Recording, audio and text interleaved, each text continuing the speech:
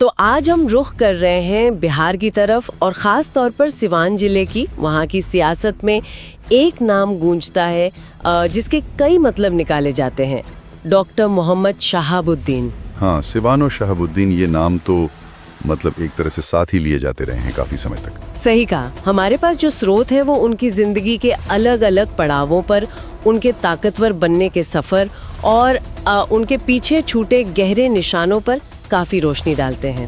हाँ, काफी डिटेल में जानकारी है। देखिए, आज हमारा इरादा सिर्फ एक जीवनी सुनाना नहीं है ना। नहीं, बिल्कुल नहीं। हम कोशिश करेंगे डॉक्टर शहाबुद्दीन की शख्सियत की तह तक जाने की, वो रास्ता जिस पर वो चले, उनका असर कैसा था और वो क्या बातें थी जो उन्हें एक ही समय में, आप देखिए, कुछ के लिए एक बेहद विवादित, कानून तोड़ने वाले नेता और बहुत सारे दूसरे लोगों के लिए एक मसीहा, एक रहनुमा बना देती थी। सही। ये जो विरोधाभास है यही शायद सबसे दिलचस्प है। बिल्कुल, ये समझना ही आज का मकसद है।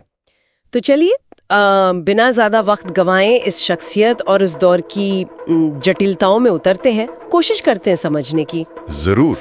किसी भी कहानी की शुरुआत जाहिर है उसके किरदारों के जन्म से होती है। बिल्कुल। डॉक्टर शहाबुद्दीन का जन्म हुआ 10 मई 1967 को। सिवान जिले का ही एक गांव है प्रतापपुर। हाँ। हमारे स्रोत बताते हैं कि बचपन से ही उनके स्वभाव में मतलब एक तरह की तेजी थी, आत्मविश्वास झलकता था। हाँ, जैसे कुछ लोग शायद दबंगई की शुरुआत भी कह सकते हैं उस जमाने के हिसाब से। हो सकता है। हाँ, और ये दिलचस्प है कि सिर्फ जमीनी पकड़ ही नहीं, उन्होंने पढ़ाई भी की।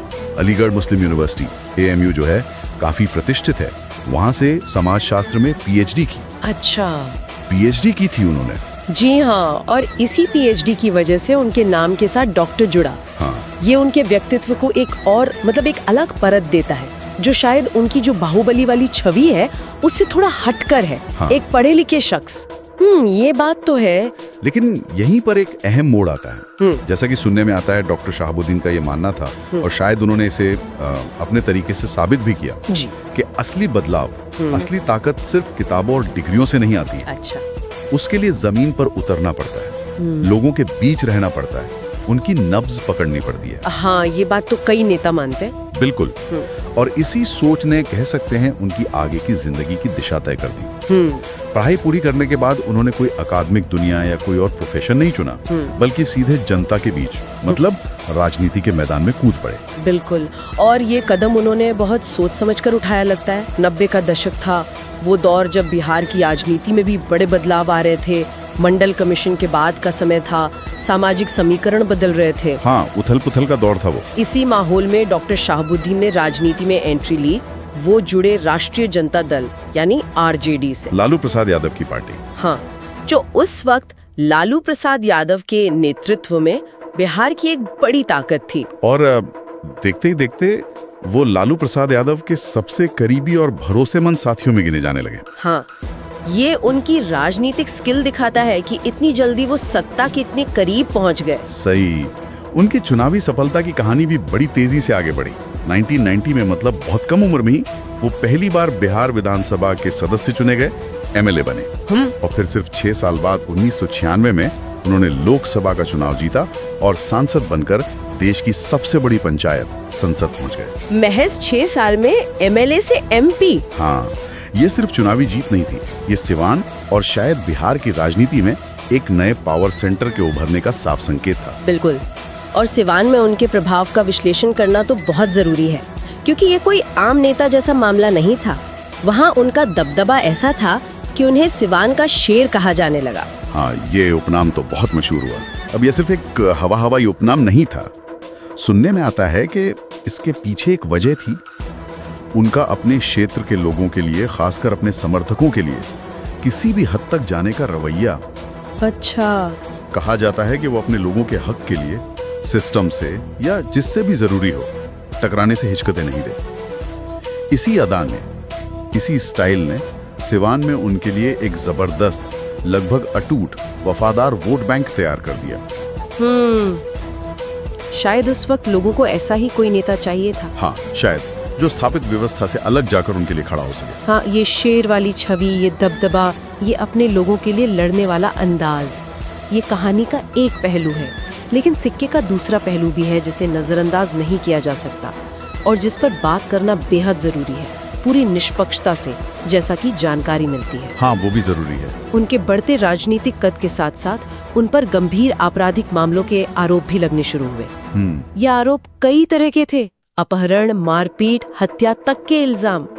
इनमें से कई मामलों में लंबी कानूनी लड़ाइयां चली और कुछ मामलों में उन्हें सजा भी हुई, जिसके चलते उन्हें सालों जेल में बिताने पड़े। जी, और यहीं पर वो विरोधाभास और गहरा हो जाता है जो डॉक्टर शहाबुद्दीन की कहानी को इतना पेचीदा बनाता है। सोचिए, एक तरफ उन पर इतने संगीन आरोप हैं, वो कानूनी शिकंजे में हैं, जेल में बंद हैं, लेकिन दूसरी तरफ सिवान में उनकी लोकप्रियता, उनका दबदबा कम होने का नाम नहीं ले रहा। लोग उन्हें अब भी अपना नेता मान रहे हैं, उनके एक इशारे पर काम हो रहे हैं। ये कैसे मुमकिन था?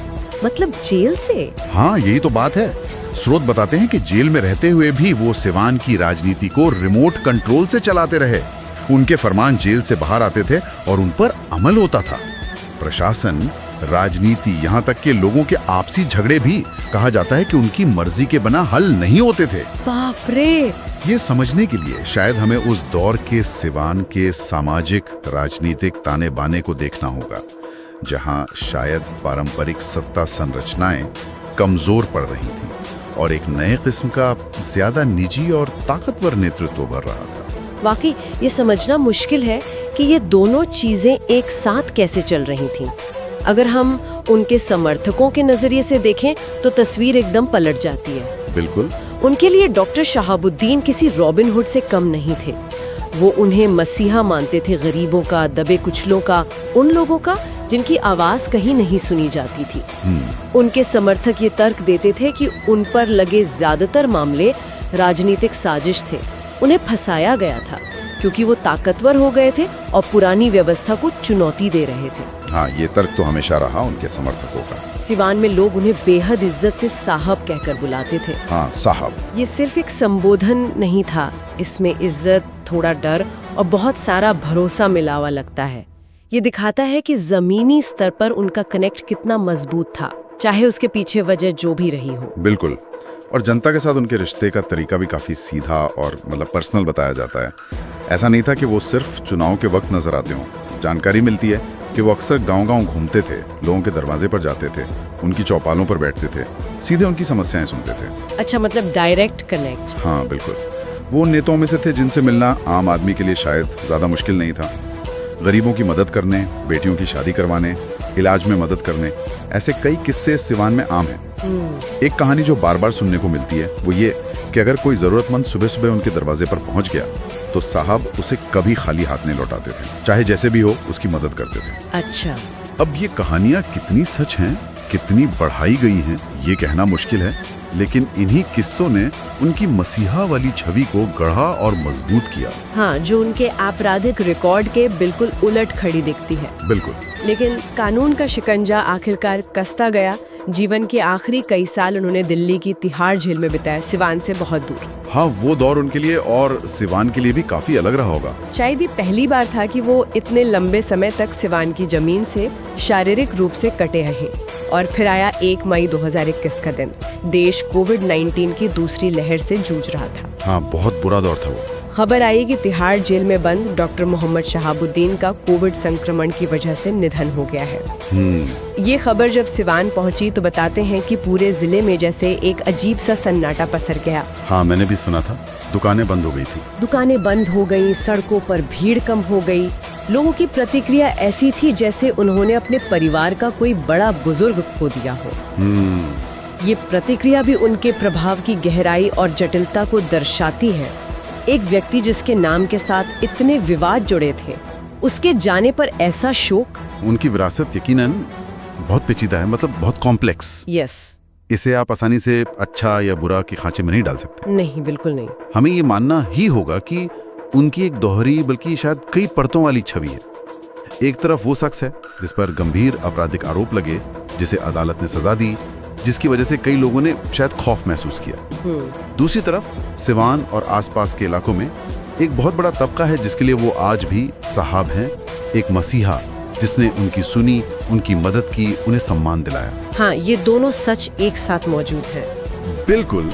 ये दोनों छवियां एक ही व्यक्ति से जुड़ी हैं और दोनों ही अपनी अपनी जगह वास्तविक लगती हैं, कम से कम उन लोगों के लिए जो उन्हें मानते थे या उनसे डरते थे। सही। लेकिन एक बात पे शायद किसी को शक नहीं होगा, और जानकार भी यही मानते हैं। डॉक्टर मोहम्मद शहाबुद्दीन ने बिहार की राजनीति में और खासकर सिवान की राजनीति में एक ऐसा अध्याय लिखा है जिसे आप पसंद करें या नापसंद, लेकिन नजरअंदाज नहीं कर सकते। ये बात तो है। उनका असर इतना गहरा और स्थायी रहा है कि उनके बिना उस दौर की कहानी कही ही नहीं जा सकती। उनके समर्थक हों या विरोधी, सब मानते हैं कि वो एक फिनोमिनन थे। उनका एक बयान भी मिलता है जो शायद उनकी इस पूरी शख्सियत के द्वंद्व को पकड़ने की कोशिश करता है। अच्छा, क्या कहा था उन्होंने? उन्होंने कहा था, लोग कहते हैं मैं डर पैदा करता हूँ, पर मैं सिर्फ हक मांगता हूँ। सिर्फ हक मांगता हूँ। अब ये हक मांगने का तरीका क्या था और किसके लिए हक मांगा जा रहा था, इसी में शायद पूरी कहानी छिपी है। बिल्कुल, व्याख्या का सवाल है ये। तो अगर हम आज की इस पूरी चर्चा को समेटें तो हमने देखा कि कैसे डॉक्टर मोहम्मद शहाबुद्दीन प्रतापपुर गांव से निकलकर बिहार विधानसभा और फिर भारतीय संसद तक पहुंचे। हाँ, एक लंबा सफर था। हमने सिवान में उनके जबरदस्त, लगभग बेमिसाल प्रभाव और दबदबे की बात की। हाँ, वो शेर वाली छवि। हमने उनकी राजनीतिक ताकत और उन पर लगे संगीन आपराधिक आरोपों के खतरनाक मिश्रण को समझने की कोशिश की। जी, और सबसे अहम हमने ये देखा कि कैसे इन सब के बावजूद या शायद इन्हीं सब के कारण सिवान में एक बड़े तबके का समर्थन उनके लिए आखिर तक अटूट बना रहा। हाँ, ये अटूट समर्थन वाली बात बहुत अहम है। वो अपने पीछे एक ऐसी विरासत छोड़ गए जो बेहद जटिल है, जिस पर शायद लंबे समय तक बहस होती रहेगी। जरूर। ये सब जानने और समझने के बाद एक सवाल जहन में अटक जाता है जिस पर शायद सोचने की जरूरत है, खासकर जब हम अपने आसपास की राजनीति को देखते हैं। कौन सा सवाल? सवाल ये है कि आखिर वो कौन सी सामाजिक, राजनीतिक और शायद मनोवैज्ञानिक परिस्थितियां होती हैं जो किसी एक व्यक्ति के इर्द गिर्द इतनी ज्यादा बटी हुई, यहाँ तक कि बिल्कुल विपरीत धारणाएं एक ही वक्त में नायक और खलनायक की पैदा कर देती है। हाँ, ये बहुत बड़ा सवाल है। और सिर्फ पैदा ही नहीं करती, बल्कि उन्हें इतने लंबे समय तक जिंदा भी रखती है। ये किसी एक शख्स की कहानी से ज्यादा शायद हमारे समाज और हमारी राजनीति में शक्ति, लोकप्रियता, न्याय और नेतृत्व की बदलती परिभाषाओं के बारे में सोचने पर मजबूर करता है। ये महज शहाबुद्दीन की कहानी नहीं, ये शायद उस मिट्टी की भी कहानी है जहां ऐसे कद पनपते हैं। सही कहा, एक बहुत गहरा और सोचने पर मजबूर करने वाला सवाल है ये। इसी सवाल के साथ आज की इस पड़ताल को यहीं विराम